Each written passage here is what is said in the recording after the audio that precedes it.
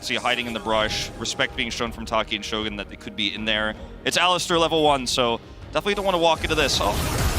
Going for the splash. Okay, he's going on in there. Immediate exhaust, but with the E leveled up here from Tristana. That's going to be one more auto, and Gumayusi goes down. Shogun and Taki take it to them. Keria with the Ignite. He will flash in and take away the kill onto Shogun. So much action already in the bottom side, and Keria will be able to walk this one out. It's so extremely important that Keria might want to pump the brakes a little bit. Okay, a little bit of action up in the top side. BeamJ looking for a bit of a dive here, but Gwen is immune immediately. BeamJ is taking all the turret shots and nearly gets taken out. Zeus is taken pretty low here and might have to back off the wave. Yeah, he is to back, but he has teleport.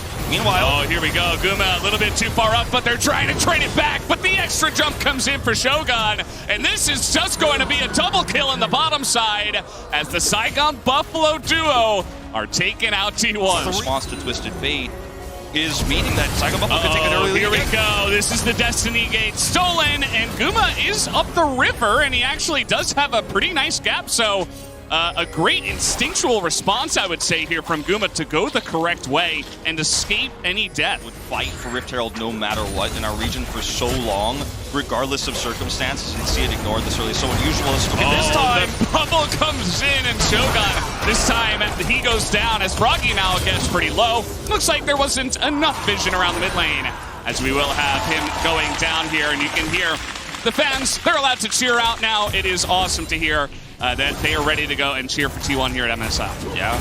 Okay, Taki once again for the engage. Okay, going on in here, but you can see that Shogun not really confident to get on in this one, and he will just get burst down. It gets a little bit too close to the sun and trying to force it there with Saigon Buffalo. Here comes BJ with the flash coming in, the immediate exhaust and the damage that comes out of Lucian. Nami might be enough, but not quite, as BJ will be able to take him out at the end and at least trade one. He does come down, of course, and pick up the kills. Once again, gonna go in. Oh, and here's Owner once again. Taki, no Unbreakable will this time around, and he will take his first step. Continue to push aggressively to try to grab that last plate in the last minute.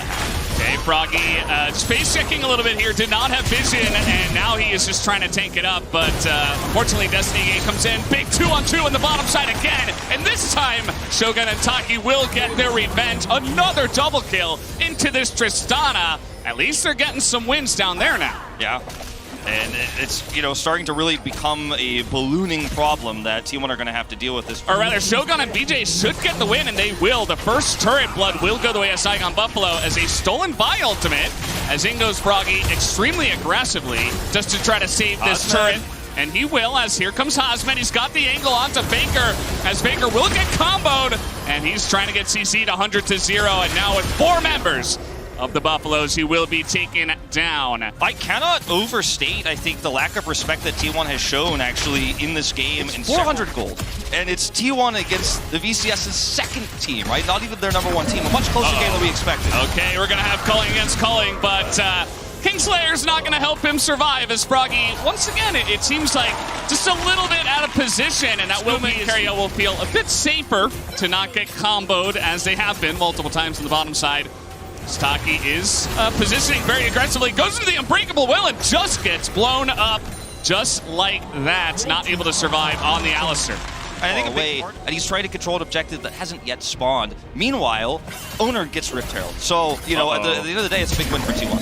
Zeus has been stalked through the jungle, and now he's got to go 1v2 in his Shroud, as now the Gwen ultimate is stolen. The damage not quite there. Zeus will survive as Keria gets there just barely on time, and BJ is going to get ignited down by Keria, who will pick up the kill, and now Owner is looking for a little bit more. Meanwhile, topside Faker survives there. Husband even commits the flash, is unable to kill him. And Shogun is just dead here, does not have another jump. That is going to be a killing spree now for Owner, who casually picks up the Vi and is now 3-0 in the first game of MSI. What do you think about Nami? They will take you down. This is the expectation for if T1 got ahead earlier on in this game with the comp that should have been ahead, where they would be. You know, pushing this far into the jungle as tidal wave's going to come out.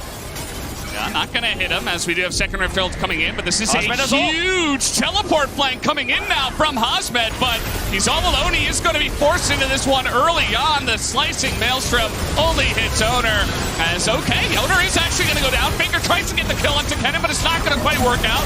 But Zeus is now frontlining, and he's got a bunch of needles. He's just trying to chip through that front line here. So many low health bars on the side of Saigon Buffalo, but nobody has gone down yet, as they do not have vision of this brush rather, as Hosmed will give up his life. Everybody else is on the run, as Froggy is just going to get executed, and T1 will take the fight eventually.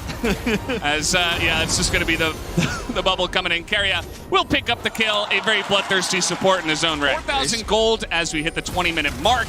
The Baron has spawned. And here we go. We do have some poking coming out here, trying to force that unbreakable will. It will actually be forced. Skooma will get that out of Taki. Yeah, a group up here in the jungle on the top side. A lot of vision placed here for T1. They're going to look for a basically spawning Baron at 2015.